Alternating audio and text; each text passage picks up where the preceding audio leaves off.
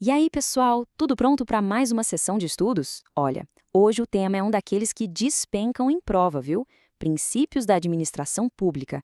Entender isso aqui não é só um diferencial, é obrigatório para quem quer ser aprovado. Então vamos juntos desvendar isso. A gente começa com essa pergunta, que é o ponto central de tudo. Pensa bem, por que um prefeito, um governador ou qualquer servidor não pode simplesmente acordar e fazer o que der na telha? É porque existe um conjunto de regras, um verdadeiro manual que guia cada passo. E o nosso objetivo aqui é dominar esse manual de ponta a ponta. Esse aqui é o nosso mapa da mina. Vamos entender as regras do jogo, decodificar o famoso limpe, mergulhar no que não está escrito na lei, mas vale ouro, e, por fim, ver como tudo isso se encaixa. Sem enrolação, vamos direto ao que interessa. Ok, foco total aqui. A gente vai começar com a ferramenta mais importante para a sua prova sobre esse assunto. Se tem uma coisa que precisa estar na ponta da língua, é esse mnemônico, LIMP. Ele é o resumo dos 5 princípios que estão lá escritos na Constituição. Decorar isso aqui não é uma opção, é estratégia de aprovação. E aqui estão eles, os nossos 5 pilares. L de legalidade, I de impessoalidade, M de moralidade, P de publicidade e o E de eficiência. LIMP, tá vendo? Simples, direto e que vai salvar na hora de marcar o X no lugar certo. Agora, vamos abrir cada uma dessas letrinhas. Vamos lá, primeiro pilar, legalidade. E aqui tem uma pegadinha clássica de concurso. Para nós, cidadãos comuns, vale a regra do tudo que não é proibido é permitido, certo? Para o administrador público, a lógica é invertida. Ele está, digamos, amarrado pela lei. Ele só, e eu digo só, pode fazer aquilo que a lei manda ou autoriza. Simples assim. E esse exemplo aqui deixa tudo cristalino. Imagina a cena. O prefeito precisa de mais arrecadação. Ele pode simplesmente assinar um decreto e criar um novo imposto? De jeito nenhum. A Constituição é clara. Para criar imposto, precisa de lei aprovada pelo Legislativo. A vontade dele não vale nada sem a permissão da lei. Isso é legalidade na veia. Agora, o I de impessoalidade. Esse princípio aqui tem 2 faces, e as bancas adoram isso. Presta atenção. A primeira face é a mais óbvia, tratar todo mundo igual, sem dar jeitinho para amigo ou prejudicar inimigo. A segunda, que cai muito, é que a máquina pública não pode ser usada para promoção pessoal. A obra é do povo, não do político. Sabe aquela placa de inauguração de uma rodovia? Então, ela pode ter informações sobre a obra, claro. O que ela não pode ter é a foto ou o nome do governador em destaque, como se ele fosse o dono. Por quê? Porque a estrada foi feita com o nosso dinheiro, dinheiro público. O governador passa, o Estado fica. Chegamos no M de moralidade. Aqui, o buraco é um pouco mais embaixo. Não é só seguir a letra fria da lei. A atitude do gestor precisa ser honesta, ter boa fé, ser ética. É sobre fazer o que é certo, não apenas o que é legal. Agora, esse slide aqui é ouro puro. Olhem bem para essa diferença. A nomeação de um parente, mesmo que ele seja super qualificado para um cargo de confiança, pode até ser que não exista uma lei específica proibindo aquele ato. Mas é moral? Claro que não. Usar o poder para beneficiar a família fere a ética pública. Grave isso. Nem tudo que é legal é moral. Próximo.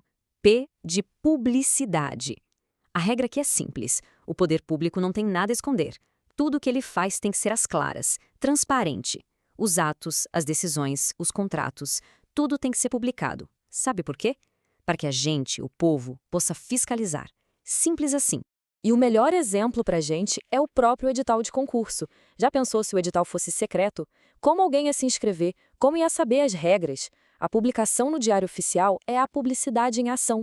Ela garante que o jogo seja limpo e que todo mundo possa participar e conferir.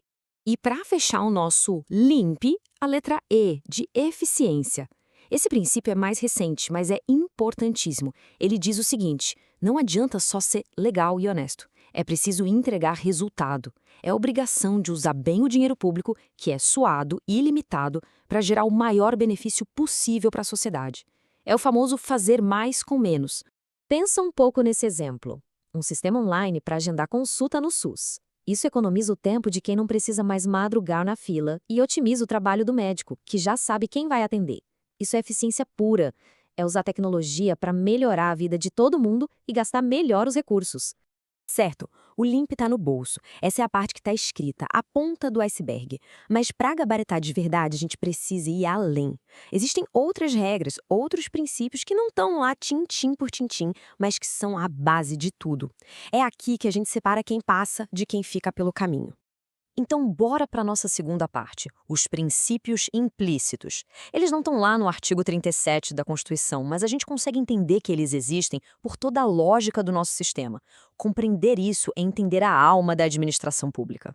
E o primeiro, o chefão de todos os implícitos, é a supremacia do interesse público. A ideia é simples e muito poderosa. Numa briga entre o interesse de uma pessoa só e o interesse de toda a sociedade, o da sociedade ganha. O bem de todos vem sempre primeiro. Para ficar fácil de entender, vamos imaginar essa situação aqui. O Estado precisa construir um hospital que vai atender milhares de pessoas. Só que o terreno ideal para isso é ocupado por uma única casa. E aí, como fica? Acontece o seguinte: o Estado vai lá e, com base na supremacia do interesse público, desapropria aquele terreno. Claro, ele vai pagar uma indenização justa para o dono da casa, mas o direito de uma propriedade cede espaço para o direito de milhares à saúde. Isso mostra a força desse princípio. Agora, vamos ver o outro lado da moeda, o princípio que serve como um freio de mão para o gestor, a indisponibilidade do interesse público. Se a supremacia dá poder, a indisponibilidade bota um limite. Ela fala para o administrador: ei, isso aqui não é seu, você é só um guardião. O interesse público é do povo e você não pode sair fazendo o que quer com ele. Esse exemplo é matador. O prefeito recebe um amigo no gabinete e o amigo pede para ele perdoar uma dívida de IPTU. Ele pode fazer isso? Nunca! Aquele dinheiro não é do prefeito, é de toda a cidade. Ele não tem a disponibilidade de abrir mão daquele recurso para fazer um favor pessoal. E para fechar o trio dos implícitos, a autotutela. Pensa nisso como a capacidade que a própria administração tem de arrumar a casa. Se ela comete um erro, se faz algo ilegal, ela mesma tem o poder, e mais que isso, o dever, de corrigir, sem precisar que um juiz mande. É o controle interno funcionando. Olha o caso do INSS. O órgão calcula errado e concede uma aposentadoria com valor maior. Quando ele percebe o erro, não precisa esperar a justiça ser acionada. Pela autotutela, o próprio INSS pode e deve rever aquele ato e consertar o que estava errado. É a administração se fiscalizando o tempo todo. E com isso a gente fecha esse raio-x completo. A pergunta final não é para marcar o X, é para levar para a vida. Se a gente juntar o código LIMP com essa ideia de que o coletivo é mais importante, de que o bem público é sagrado e de que é preciso corrigir os próprios erros, como a gente constrói uma máquina pública que funciona de verdade, de forma justa e eficiente? Entender isso é entender o porquê de tudo que a gente estuda. Foco total aí e bons estudos.